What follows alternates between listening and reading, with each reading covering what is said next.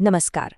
आज हम बात करने वाले हैं एक बहुत ही इंटरेस्टिंग स्मार्ट स्ट्रैटेजी इंडेक्स के बारे में, जिसका नाम है निफ्टी अल्फा लो वॉलेटिलिटी 30।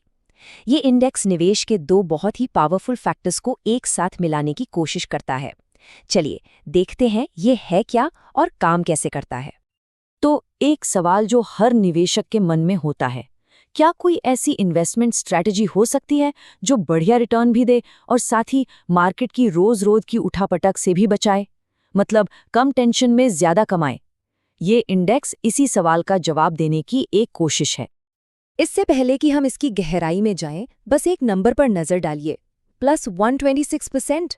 ये इस इंडेक्स पर आधारित एक ईटीएफ की सिर्फ 5 साल की टोटल ग्रोथ है ना कमाल का आंकड़ा। यही वो वजह है जो इस स्ट्रैटेजी को इतना दिलचस्प बनाती है। तो आखिर इसका जादू है क्या? ये काम कैसे करता है? इसकी पूरी कहानी इसके नाम में ही छिपी है। ये दो जबरदस्त आइडियाज का एक कॉम्बो है, अल्फा और लो वॉलेटिलिटी। चलिए इसको एक बहुत ही आसान तरीके से समझते हैं। मान लीजिए एक क्रिकेट टीम बना रहे हैं। अल्फा का मतलब है उन बल्लेबाजों को चुनना जो सबसे तेज रन बनाते हैं, जो मैच को पलट सकते हैं। और लो वॉलेटिलिटी का मतलब है उन खिलाड़ियों को चुनना जो बहुत कंसिस्टेंट है, जो हर मैच में भरोसे के साथ अच्छा खेलते हैं। अब सोचिए, अगर आपकी टीम में दोनों तरह के बेस्ट खिलाड़ी हो तो ये इंडेक्स बिल्कुल यही करने की कोशिश करता है।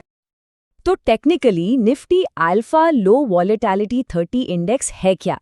ये 30 शेयरों का एक बास्केट है जिन्हें निफ्टी 100 और निफ्टी मिड कैप 50 की बड़ी कंपनियों में से चुना जाता है।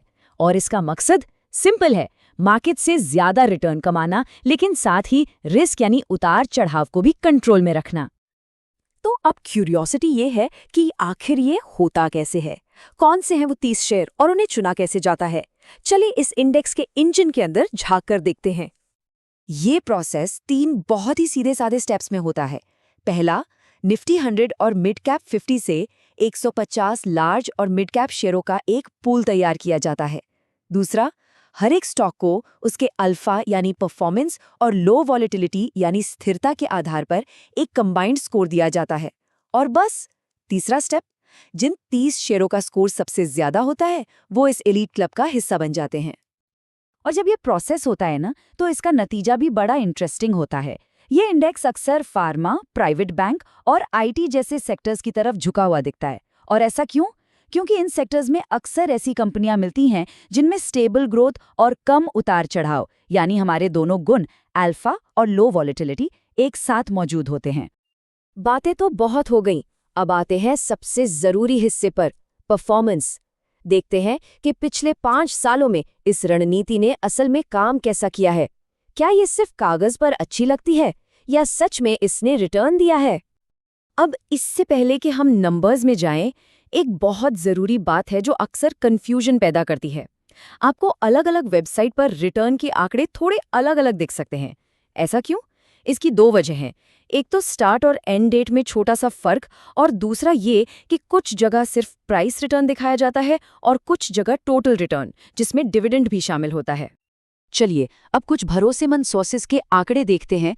निफ्टी की ऑफिशियल फैक्टशीट के हिसाब से 5 साल का टोटल रिटर्न करीब 18.87% सालाना रहा है। कमाल है।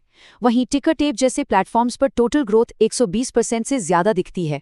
और तो और इस इंडेक्स को ट्रैक करने वाले एक ईटीएफ ने तो करीब 126% की ग्रोथ दिखाई है। मतलब कहानी हर जगह एक ही है, जबरदस्त परफॉर्मेंस। और जब हम इसकी तुलना मार्केट के सबसे बड़े बेंचमार्क निफ्टी 50 से करते हैं तो कहानी बिल्कुल साफ हो जाती है। ये ग्राफ साफ साफ दिखा रहा है कि पिछले 5 सालों में इस अल्फा लो वॉलेटाइल इंडेक्स ने निफ्टी 50 को एक बड़े मार्जिन से पीछे छोड़ दिया है। ठीक है, परफॉर्मेंस बहुत अच्छी है, लेकिन सिक्के का दूसरा पहलू देखना भी उतना ही जरूरी है। हर इन्वेस्टमेंट स्ट्रैटेजी में कुछ ना कुछ रिस्क तो होते ही हैं। तो चलिए अब एक रियलिटी चेक करते हैं और इसके जोखिमों को भी समझते हैं। और सबसे जरूरी सबक जो हर निवेशक को याद रखना चाहिए, पास्ट परफॉर्मेंस फ्यूचर की गारंटी नहीं है। जरूरी नहीं कि जिन शेयरों ने पिछले 5 साल में धूम मचाई हो वो अगले 5 साल भी वैसा ही करें। ये किसी भी परफॉर्मेंस बेस्ड स्ट्रैटेजी का सबसे बड़ा सच है। कुछ और रिस्क पर भी गौर करना जरूरी है। पहला, अल्फा परसिस्टेंस रिस्क, मतलब क्या आज के विनर कल भी विनर रहेंगे? दूसरा, कॉन्सेंट्रेशन रिस्क, क्योंकि इंडेक्स में सिर्फ 30 शेयर हैं तो आपका पैसा कुछ ही कंपनियों में ज्यादा लगा होता है। तीसरा, वैल्यूएशन रिस्क, जो शेयर लगातार अच्छा करते हैं वो अक्सर बहुत महंगे हो जाते हैं। और आखिर में, फंड के खर्चे और टैक्स हमेशा आपके नेट रिटर्न को थोड़ा कम कर ही देते हैं। ठीक है, तो इतनी सारी जानकारी के बाद, फायदे और नुकसान को समझने के बाद, एक निवेशक को इस इंडेक्स के बारे में सोचना कैसे चाहिए? इसे अपने पोर्टफोलियो में कैसे इस्तेमाल किया जा सकता है?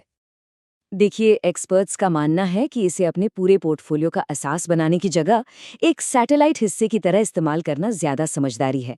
मतलब अपने इक्विटी पोर्टफोलियो का 5 से 15% हिस्सा इसमें लगाया जा सकता है।